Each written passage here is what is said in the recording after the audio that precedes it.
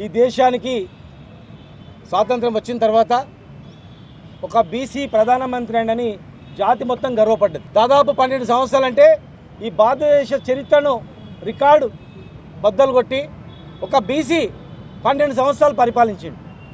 మరి BJP party బీసీలను అత్యధిక సంఖ్య 140 కోట్లలో 80 కోట్ల మంది బీసీలు కనుక 80 కోట్ల మంది ఓట్లు రావడానికి బీసీలను వాడుకొని బీసీల ఓట్లతో ఇలా ప్రధానమంత్రి అయి ఏ రాష్ట్రంలో ఎలక్షన్ జరిగితే రాష్ట్రం అంతా ఒకవైపు వేస్తే ప్రధానమంత్రి ఎవరు కావాలన్నప్పుడు 80 కోట్ల మంది జనం అందరూ కూడా అరే లేక అవకాశం వచ్చింది ఒక బీసీకి ప్రధానమంత్రి ఉంటే బీసీల జీవితాలు బాగుపడతాయి, బీసీల తలరాత మారుస్తుందని చెప్పి భావించి 80 కోట్ల మంది ఏకగ్రీవంగా టోటల్గా ఏ పార్టీలో ఉన్నా కూడా మరి చాలామంది కూడా మోడీ ప్రధానమంత్రి ఒక బీసీని ఓట్లేసారు.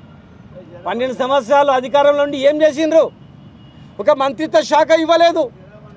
కనీసం ఏ రాష్ట్రంలో కూడా కనీసం భారతీయ జనతా పార్టీలో కానీ అటు మంత్రి పదవుల్లో కానీ ఎక్కడ స్థానం లేదు. మరి బీసీ ప్రధానమంత్రి అయితే మాత్రమే లాభమైతే లేదా అనేది ఇప్పుడు అర్థమైపోయింది. పార్టీ విధానం బట్టి ఉంటుంది.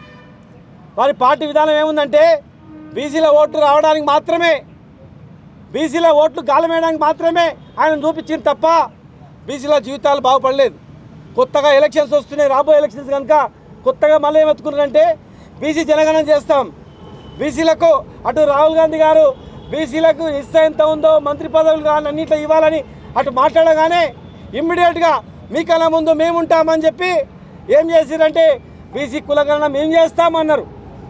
ఇలా మనం చూస్తున్నాం 33 కాలంలో ఎస్సీ ఎస్టీ కుటుంబాలు ఏమున్నాయో తెలుస్తుంది. కానీ మరి రిజర్వేషన్ నిజంగా ఇవ్వదలుచుకుంటే, విద్యా ఉద్యోగాలలో రిజర్వేషన్ ఇవ్వదలుచుకుంటే, నిజంగా ఆర్థికంగా వాళ్ళని బాగుపడాలనుకుంటే ఖచ్చితంగా 34వ కాలం ఎస్సీ కుటుంబాలన్నీ, ఎస్టీ కుటుంబాలన్నీ, బీసీ కుటుంబాలు కూడా ఏంటి అని ఆ కాలం చేర్చేది.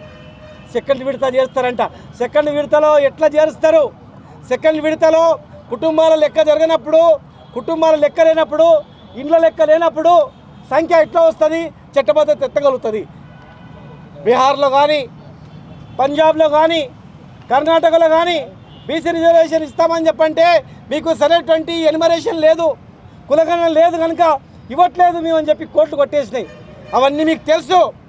తెలిసి కూడా మరి ఈరోజు సెన్సెస్లో బీసీల కుటుంబాలు కానీ ఇండ్ల సంఖ్య కానీ పెట్టట్లేదు. పయకాలం ఉందా, లేకపోతే స్నానం ఎట్లా చేస్తారు, నీళ్ళు ఎక్కడి నుంచి వస్తాయి, కుక్కలున్నాయా నక్కలున్నాయా నడుతుంది. కానీ మరి బీసీలు మీకు కనపడతలేదా? అదొక మోసం. ఇప్పుడు మళ్ళొక మోసం ఏంటంటే ఎన్నో సంవత్సరాల తర్వాత అడావుడిగా మహిళలకు మేమే చేస్తాం, మహిళలను రక్షణకు ఈ ప్రభుత్వమే ఉంటుందని చెప్పి ఇలా హడావుడి చేస్తూ ఉన్నారు. చేయండి, మహిళా రిజర్వేషన్ ఉండాలి మేము కోరుకుంటాం. కానీ మహిళా రిజర్వేషన్లో బీసీలకు రిజర్వేషన్ లేకపోతే ఒక బీసీ మహిళ ఎమ్మెల్యే కాగలుగుతుందా? ఒక బీసీ మహిళ ఎంపీ కాగలుగుతుందా?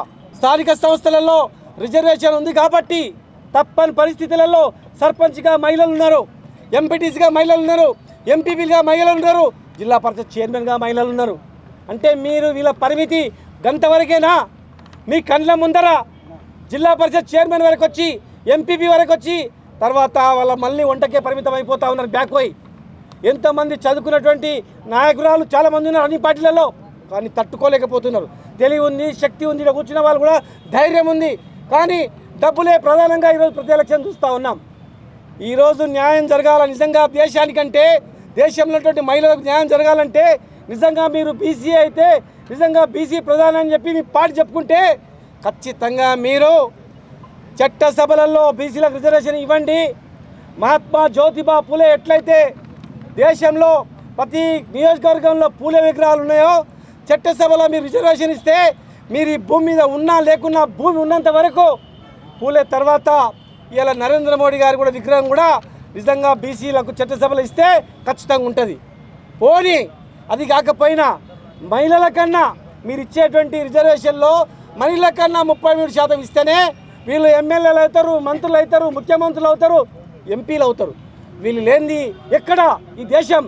40 కోట్ల జనాభా మహిళలు, ఓన్లీ మహిళలు, బీసీ మహిళలే 40 కోట్లు. 40 కోట్లు ఉన్నటువంటి బీసీ మహిళలు నీకు ఓట్లేసి ప్రధానమంత్రి చేస్తే వీళ్ళను ఇంటికి పరిమితం చేస్తారా, వంటకు పరిమితం చేస్తారా? ఆలోచన చేయండి. ఈ మోసపూరిత విధానాలు ఖచ్చితంగా నారీలోకం ఆలోచన చేస్తూ ఉంది. అన్ని పార్టీ వాళ్ళు కూడా ఆలోచన చేస్తూ ఉన్నారు. ప్రతి పార్టీ ఆలోచన చేయాలి, ప్రతి బిడ్డ ఆలోచన చేయాలి, కులాలకు అతీతంగా ఆలోచన చేయాలి. న్యాయం జరగకపోతే ఖచ్చితంగా ఒక రోజు పెద్ద విప్లవం వస్తుంది. భారతదేశమే రకరకాలుగా అసమానతో రకరకాలుగా విచ్ఛిన్నమైనటువంటి పరిస్థితి వస్తుంది. కనుక ఈ నారీ లోకాన్ని బీసీలను ఎలా చేయకండి. చిత్తశుద్ధి ఉంటే వెంటనే 33%తో పాటే రేపు అడావుడి 16, 17, 14, 15, 16 స్పెషల్ మీటింగ్ పెడతా ఉన్నారు, స్పెషల్ సెషన్స్ పెడతా ఉన్నారు. నిజాయితీ నిరూపించుకోవాలంటే మీ పార్టీ కానీ మీకు కానీ ఉట్టిగా వాళ్ళతోనో వీళ్ళతో అర్పించకుండా మీ విధానం ఖచ్చితంగా ఈ పార్లమెంట్లో నిజంగా వీళ్ళకు 33% ఇచ్చినప్పుడు మాత్రమే నిజమైనటువంటి నివాళులు మహాత్మా జ్యోతిబా పూలకు నివాళులు అర్పించిన వాళ్ళు అవుతారు. ఉట్టిగా పూలేసి ఫోటో పేపర్లు వచ్చి అటు తమిళనాడులో, ఇటు తెలంగాణలో, ఇటు ఆంధ్రాలో అయ్యా బీసీల ముఖ్యమంత్రి అయ్యిండు, ప్రధానమంత్రి అయ్యిండు, చూసినావా దండం పెట్టినట్టు కాదు. మేము దండం పెడతాం మీకు. 33% మహిళలకు ఇవ్వండి. మొత్తం 40 కోట్ల మంది కాదు కదా, మొత్తం యావత్ జాతి, భారతదేశ జాతి కూడా అందరు కూడా మీకు దండం పెడతారు. కనుక మీరు ఇవ్వకుండా చేస్తే ఖచ్చితంగా అందరు కూడా 16 నాడు ఢిల్లీకి రావాలి. బీసీ జేఏసీ ఆధ్వర్యంలో, శ్రీనివాస్ గౌడ్ గారి ఆధ్వర్యంలో, మనమంజర్ గారి ఆధ్వర్యంలో ఈరోజు పెద్ద ఎత్తున మరి ఢిల్లీకి పోతూ ఉన్నారు. ఎన్నో ఉద్యమాలు చేస్తూ ఉన్నారు. చిన్న ప్రోగ్రాం చేయాలి, ఎన్ని కష్టాలు అవుతాయి, ఎన్నో అవమానాలకు, ఎన్నో ఇబ్బందులకు, ఎన్నో కష్టాలకు లోనై వాళ్ళు చెమట రక్తం కరిగించి ఈరోజు ఉద్యమాలు నడుపుతూ ఢిల్లీ కార్యక్రమం పెట్టడం జరిగింది. మరి ఢిల్లీ కార్యక్రమానికి అందరు రావాలి, మహిళా లోకం రావాలి, ఎక్కడి వాళ్ళు ఎక్కడు ప్రతి గ్రామంలో కూడా ఆలోచన చేసి నిరసన తెలపాలి ఈ ప్రభుత్వానికి. లేదంటే మళ్ళీ ఎన్నో వందల సంవత్సరాలు కావాల్సి వస్తుంది. అందరు వచ్చిన తర్వాత మళ్ళీ ఎక్కడ దొరకదు. కనుక ఈ అవకాశాన్ని లేట్ అయినా పర్లేదు, మహిళా బిల్లు లేట్ అయినా పర్లేదు, ఎప్పుడు ఇచ్చినా సరే 33%, 33%లో 33% ఇచ్చే మీరు బిల్లు పాస్ చేయాలని చెప్పని పెద్ద ఎత్తున ఢిల్లీ కార్యక్రమం రావాలని బుజ్జకృష్ణ గారు, మిగతా నాయకులు, మిగతా సంఘాలు కూడా అందరు కూడా మరి ఫోన్ చేసిన ఆ మెసేజ్ ద్వారా భావించి అందరు రావాలని చెప్పని మేము విజ్ఞప్తి చేస్తూ మరి పెద్ద ఎత్తున కథలు రావాలని. జై బీసీ. మహిళా బిల్లు పార్లమెంట్లో వెంటనే, బీసీ మహిళా బిల్లు పార్లమెంట్లో వెంటనే.